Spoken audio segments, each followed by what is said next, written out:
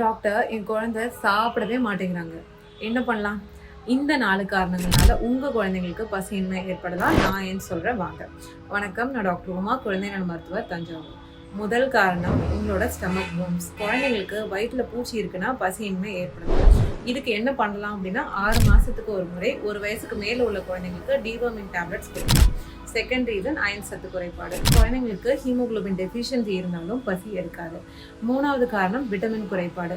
Doctor, என் குழந்தை school போயிட்டு வந்ததுக்கப்புறம் ரொம்ப டயர்டாக ஃபீல் பண்ணுறாங்க, ரொம்ப வீக்காகவே இருக்கிற மாதிரி இருக்காங்க, ரொம்ப சோர்ந்து சோர்ந்து படுத்துக்கிறாங்க அப்படின்னு சொல்றீங்களா? இது எல்லாமே ஒரு விட்டமின் குறைபாடு அப்படின்னா ஒரு அயன் சத்து குறைபாடோட சிம்டமாக இருக்கணும். அண்ட் கடைசியாக கான்ஸ்டிபேஷன், மலச்சிக்கல் அப்படின்னு நம்ம சொல்லுவோம்.